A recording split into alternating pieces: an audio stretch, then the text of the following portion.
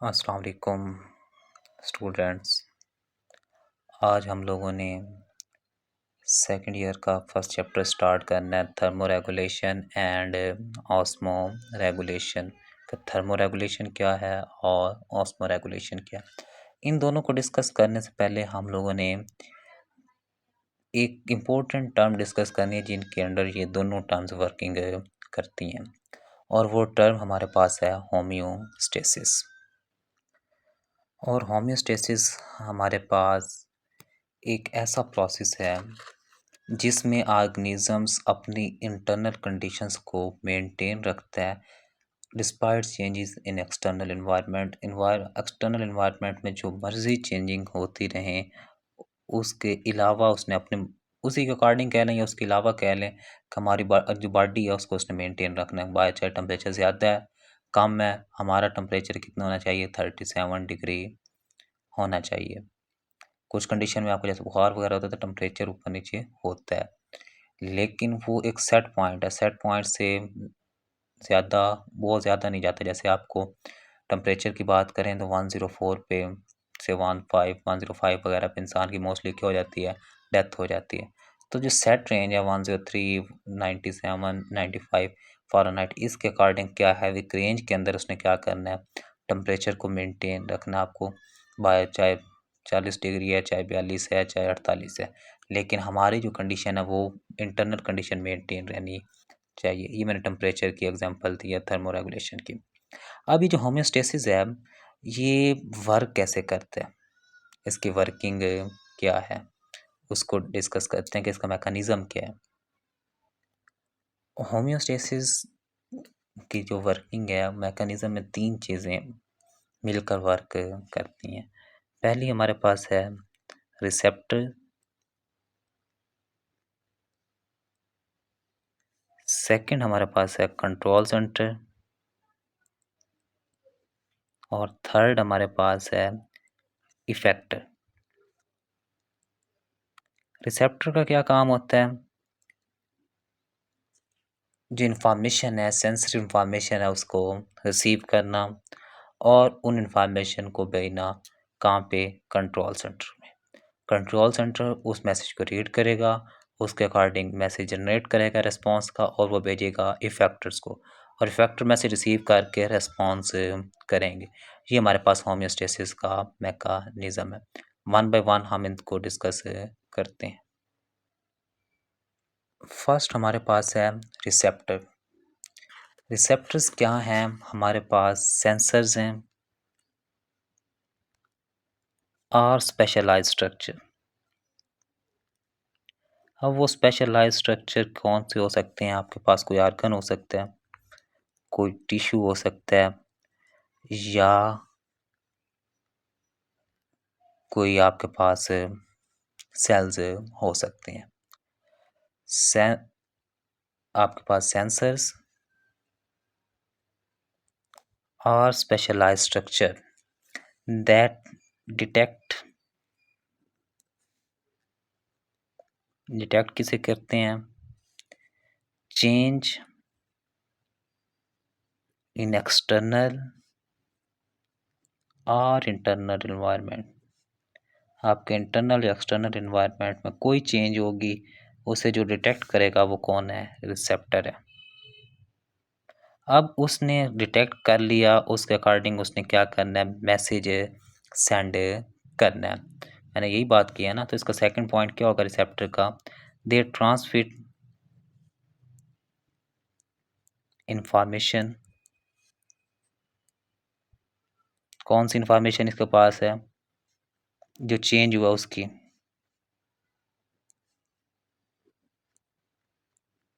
कहाँ भेजेगा, to control centre.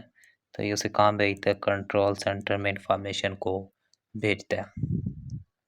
अगर इसके एग्जांपल डिस्कस की जाए, ये इसका हमने इंट्रोडक्शन पढ़ लिया कि सेंसर्स हैं, ये स्पेशलाइज्ड स्ट्रक्चर हैं जो एक्सटर्नल या इंटरनल एनवायरनमेंट में चेंज को डिटेक्ट करते हैं।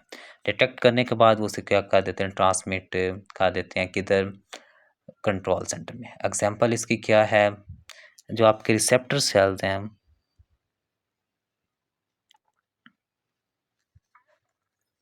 कहाँ पे मौजूद हैं? इन स्किन के अंदर जो रिसेप्टर सेल्स हैं वो क्या करते हैं? Detect change in temperature. उन्होंने क्या किया जी? टेम्परेचर का चेंज डिटेक्ट कर लिया। अब वो चेंज जो डिटेक्ट हुआ है वो आप उसे कहाँ भेजेंगे? कंट्रोल सेंटर तक। And send message to control centre. इसी तरह आपके जो ब्लड के अंदर मौजूद हैं वो क्या करते हैं? ब्लड प्रेशर को डिटेक्ट करके मैसेज कंट्रोल सेंटर को भेजते हैं। तो ये हमारे पास रिसेप्टर है जो किसी भी चेंज को डिटेक्ट करता है और मैसेज को ट्रांसमिट करता है किधर? कंट्रोल सेंटर तक। नेक्स्ट हमारे पास है कंट्रोल सेंटर। और कंट्रोल सेंटर का क्या काम है? Receive information from receptor. Information message जो आया वो रिसीव इंफॉर्मेशन करना कहाँ से? From receptors. पहला काम इसका ये हो गया। सेकंड क्या है? Process this information. उस इंफॉर्मेशन को क्या करना? प्रोसेस करना। प्रोसेस करने के बाद उसका क्या करना? मैसेज उसके अकॉर्डिंग मैसेज सेंड करना। Send message to effector. ये इसके 3 काम है। पहला मैसेज को रिसीव करना, दूसरा मैसेज को पढ़ना और थर्ड उसके अकॉर्डिंग मैसेज को इफेक्टर तक सेंड करना। और ये जो मैसेज जाएगा ये इस चीज़ को इंश्योर करेगा कि कोई जो चेंज करनी है वो सेट पॉइंट की रेंज के अंदर अंदर करनी है। मैंने पहले ही बात की थी हम बहुत ज़्यादा चेंजिंग नहीं कर सकते। हमारा जो सेट पॉइंट है उसके अकॉर्डिंग ही हमने चेंज करनी होती है। मैसेज का क्या काम है कि जो सेट पॉइंट के अंदर इंटरनल इन्वायरमेंट है उसको चेंज किए बगैर उसको मेंटेन करना, मतलब सेट पॉइंट से ज़्यादा नहीं ले जाना। अब आपका कंट्रोल सेंटर के तौर पर एक्ट कौन कौन करता है? वो आपका ब्रेन है, स्पाइनल कॉर्ड है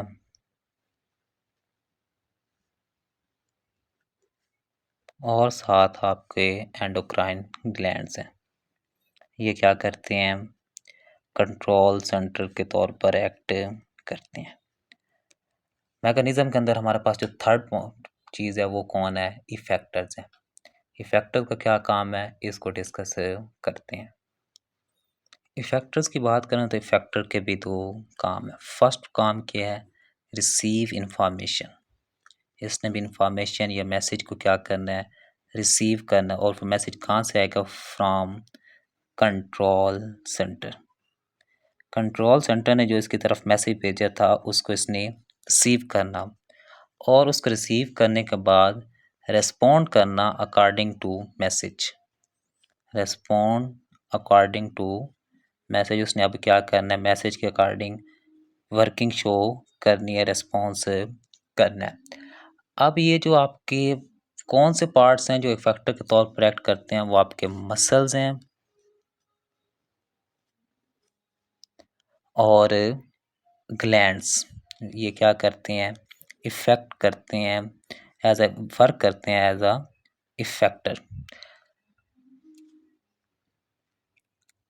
और जो मसल इफेक्टर के तौर पे एक्ट करते हैं वो वर्क कैसे शो करते हैं? वो बाय कंट्रैक्शन। वो या तो कंट्रैक्ट और रिलैक्स करके अपनी वर्किंग शो करेंगे, जबकि जो ग्लैंड्स हैं ये बाय सिक्रीशन अपनी वर्किंग शो करते हैं। नेक्स्ट अगर हम इसके और जो ये वर्किंग है वो उसने क्या करनी है? ये जो कंट्रोल सेंटर ने मैसेज भेजा है कि नैरो रेंज में ही आपने क्या करना है? वर्किंग शो करनी है। इसकी एग्जांपल अगर हम डिस्कस करें, फॉर एग्जांपल क्या होता है? आपका जो बॉडी टेम्परेचर है वो ड्रॉप कर जाता है। Drop below the set point. Set point से ये नीचे चला जाता है, फिर क्या होगा?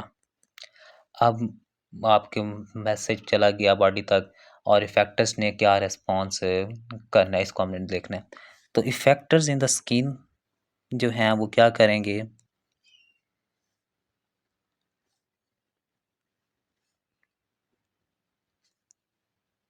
एंड मसल्स काज शाइवरिंग, ये आपकी बॉडी में वर्क जो रिस्पॉन्स शो करेंगे वो ये होगा, शाइवरिंग होगा, आप कपकपाना शुरू कर देंगे। आपको जैसे ठंड लगती है तो आपकी बॉडी क्या करती है, मूव करती है, तो उससे आपका टेम्परेचर राइज होता है कुछ हद तक। एंड वेजो कंस्ट्रिक्शन, वेजो कंस्ट्रिक्शन का मतलब होता है आपकी जो आर्टरीज हैं ये क्या हो जाती हैं, थोड़ा सा कंस्ट्रिक्ट कर जाती हैं, तंग हो जाती हैं, जिसकी वजह से ब्लड प्रेशर हाई हो जाता है। जब ब्लड प्रेशर हाई होता है तो वो भी टेम्परेचर को बढ़ाने में हेल्प करता है। और ये जो रिस्पॉन्स है ये क्या करता है, response help in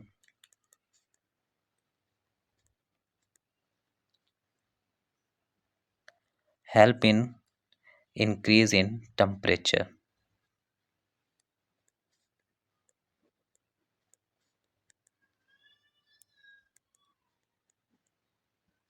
increase in temperature. तो ये हमारे पास इफेक्टर की एग्जांपल थी। तो हमने जो पढ़ा सबसे पहले हमारे पास था कि रिसेप्टर क्या, उनके दो काम थे, डिटेक्ट करना और मैसेज सेंड करना। कंट्रोल सेंटर के तीन काम थे, रिसेप्टर से इंफॉर्मेशन रिसीव करना, उसको प्रोसेस करना और मैसेज सेंड करना इफेक्टर को। इफेक्टर के दो काम, मैसेज रिसीव करना और उसके अकॉर्डिंग रिस्पॉन्स करना, और वो रिस्पॉन्स सेट पॉइंट के अंदर अंदर ही होना चाहिए। नेक्स्ट हमारे पास है फीडबैक मैकेनिज्म। फीडबैक मैकेनिज्म क्या है, ये एक रेगुलेटरी प्रोसेस है। There are the regulatory process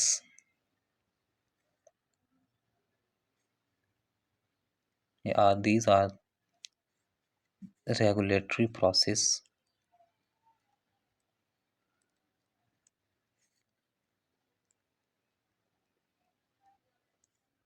in which output or product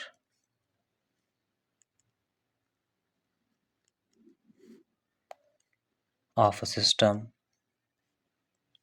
जो होम्योस्टेसिस सिस्टम है इसका जो आउटपुट है या प्रोडक्ट है वो क्या करता है, इज यूज टू कंट्रोल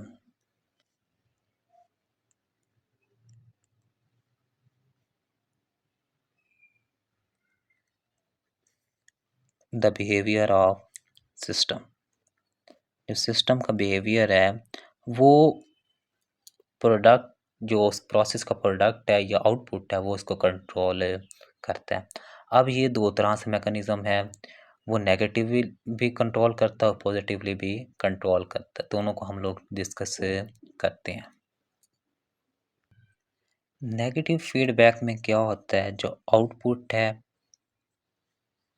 या प्रोडक्ट है वो क्या करता है, रिड्यूस कर देता है, reduce the activity of system, कि मतलब जो रिजल्ट आएगा वो क्या करेगा, जो एक्टिविटी ऑफ सिस्टम है उसको क्या कर देगा, कम कर देगा। और ये हमारी बॉडी का मोस्ट कॉमन फीडबैक है।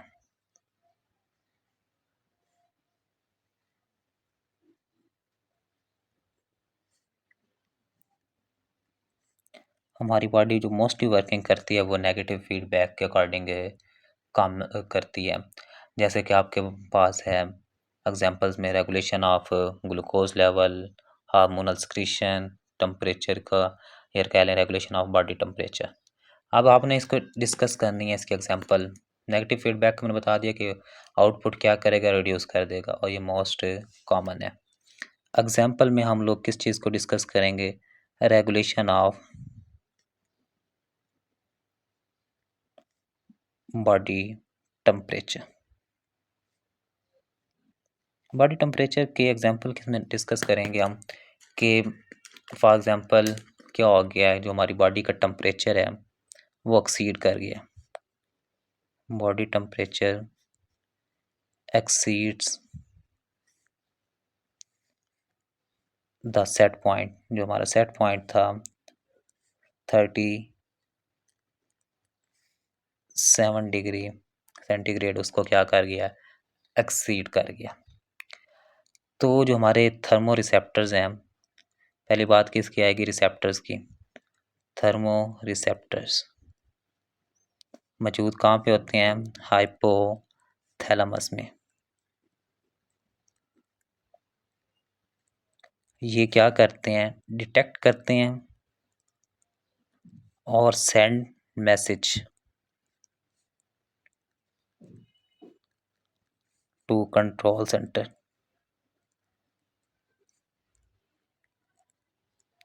कंट्रोल सेंटर आपका कौन सा है थर्मोरेगुलेशन में, वो है जी हाइपोथैलेमस ही है। तो हाइपोथैलेमस के अंदर थर्मो रिसेप्टर भी हैं और इसका कंट्रोल सेंटर भी कौन है, हाइपोथैलेमस है। अब वो क्या करेगा, दो काम उसने करने हैं, मैसेज को रीड करेगा, प्रोसेस करेगा, रिसीव, प्रोसेस और इंफॉर्मेशन सेंड करेगा। ये रिसीव करने के बाद, प्रोसेस करने के बाद सेंड मैसेज टू इफेक्टर। अब हमारे पास इफेक्टर्स कौन से हैं, इफेक्टर्स आपके पास हैं स्वेट ग्लैंड्स, जिनसे आपको पसीना आता है। अब स्वेट ग्लैंड तक मैसेज आएगा, वो उसे रीड करेंगे और उसके अकॉर्डिंग क्या करेंगे, रेस्पॉन्स करेंगे। और जब स्वेट ग्लैंड क्या करेंगे, स्वेटिंग करेंगे, पसीना पर आएगा आपको। और जब पसीना आता है तो आपका बॉडी टेम्परेचर क्या हो जाता है, कम हो जाता है। तो आपका वो कम होगा और वो सेट पॉइंट तक पहुंच जाएगा। अब ये जो आउटपुट आया कि जब लोअरिंग द टेम्परेचर हुआ है, तो अब वो क्या करेगा, अब ये हमारा आउटपुट, हमारा टॉपिक है नेगेटिव फीडबैक। तो आउटपुट क्या करेगा, उसको इन्फ्लुएंस करेगा नेगेटिवली। कैसे जी, जब टेम्परेचर कम हो गया तो जो थर्मो रिसेप्टर्स हैं उन्होंने भी मैसेज सेंड करना बंद कर दिया। एज अ रिजल्ट क्या होगा, इसका रिजल्ट क्या है, थर्मो रिसेप्टर्स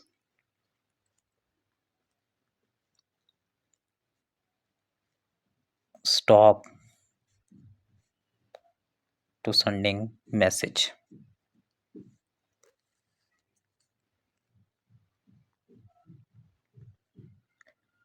ये इसने मैसेज सेंड करना क्या कर दिया, कम कर दिया, रोक दिया। ये नेगेटिवली वर्क हुआ है। आउटपुट क्या करेगा, सिस्टम को रिड्यूस कर देगा।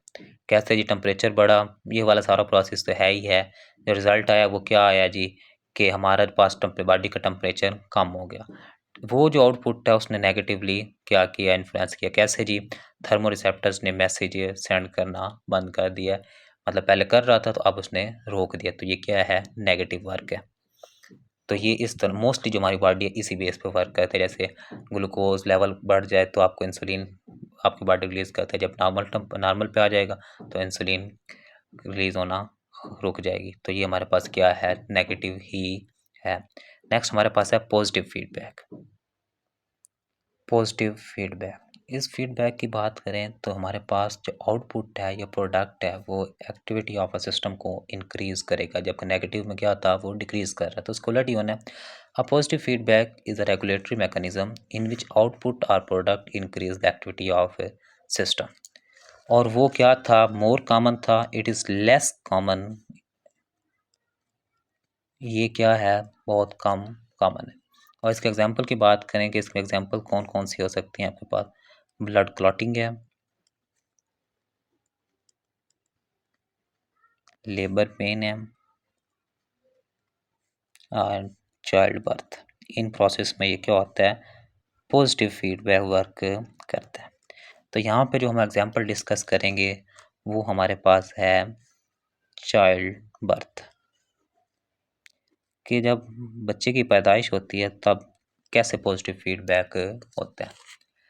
अब ड्यूरिंग चाइल्ड बर्थ क्या होनी होती है, कंट्रैक्शन ऑफ यूट्रस होनी है, कि जो यूट्रस की दीवारें हैं उन्होंने कंट्रैक्ट करना है ताकि जो प्रोडक्शन है, चाइल्ड बर्थ है, वो इजीली हो सके। अब ये जब कंट्रैक्शन होती है तो नर्व इम्पल्स जनरेट होती हैं और वो सेंड होती हैं किधर, कंट्रोल सेंटर, कंट्रोल सेंटर में जाती हैं। कंट्रोल सेंटर क्या करता है,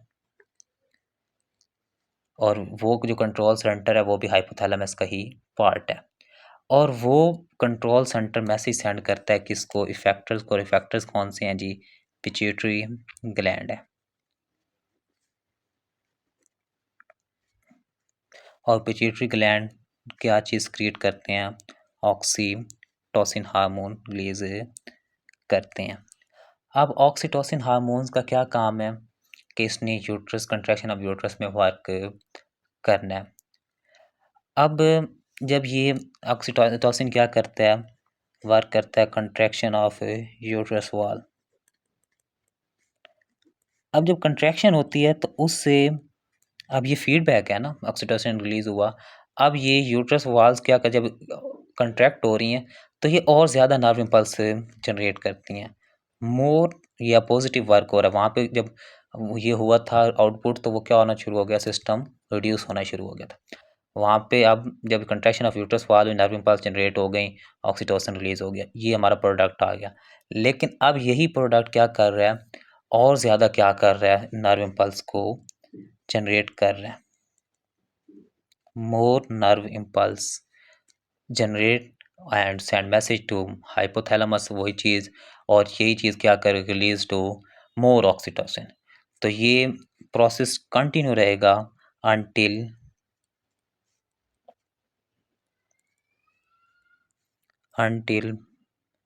बेबी बॉर्न, कि जितनी ज़्यादा कंट्रैक्शन होगी उतनी ज़्यादा ही क्या होगा, नर्व इम्पल्स जनरेट होंगी, और वो मैसेज सेंड करेंगी कि और ज़्यादा ऑक्सीटोसिन रिलीज हो, और ज़्यादा क्या होगी, कंट्रैक्शन होगी, ताकि इजीली बेबी चाइल्ड बर्थ हो सके, बेबी बॉर्न हो सके। तो ये हमारे पास क्या है, पॉजिटिव फीडबैक है। पॉजिटिव फीडबैक के साथ एक साइड बॉक्स है अनरेगुलेटिव पॉजिटिव फीडबैक, कि अगर ये पॉजिटिव फीडबैक रेगुलेट ना किया जाए तो फिर क्या हो सकता है। ये आपको इसमें हेल्थ प्रॉब्लम्स हो सकती हैं, अगर हमें ये रेगुलेटेड ना हो तो हेल्थ प्रॉब्लम हो सकती है। इसकी एग्जांपल यहाँ पे डिस्कस की गई है कि जब आपकी बॉडी में कोई इन्फेक्शन होती है, जर्म्स एंटर होते हैं, तो वो क्या करते हैं, हमारा जो इम्यून सिस्टम है वो रिस्पॉन्स करता है, और क्या करता है, एक केमिकल रिलीज करता है जिसे साइटोकाइंस कहते हैं। और ये साइटोकाइंस क्या करता है, स्टिमुलेट करता है ताकि और इम्यून रिस्पॉन्स जनरेट हो, मतलब और ज़्यादा साइटोकाइंस जनरेट हों।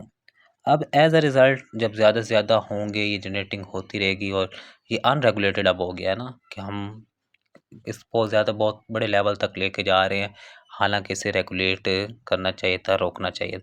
जब ये पॉजिटिव फीडबैक रेगुलेट नहीं होता, नॉट रेगुलेटेड, तब क्या होता है, तब हमारी बॉडी में क्या हो जाती है, इन्फेक्शन हो जाती है,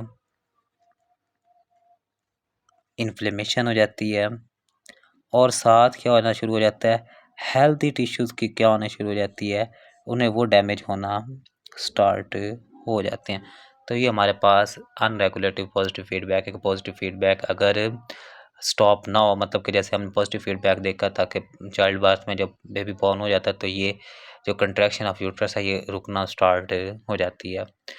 तो अगर ये रेगुलेट ना हो, ना रुके, तो इसी तरह इन्फेक्शन, यहाँ पे हमने इन्फेक्शन के रिलेटेड बात की, तो ये ना हो तो फिर क्या हो सकता है, तुम्हारे हेल्दी टिश्यूज़ डैमेज हो सकते हैं, इन्फ्लेमेशन हो सकती है, और इन्फेक्शन हो सकती है। यहाँ तक आप लोगों का अगर कोई क्वेश्चन है तो आप कमेंट सेक्शन में पूछ लें, और वीडियो को लाइक और चैनल को सब्सक्राइब कर लें।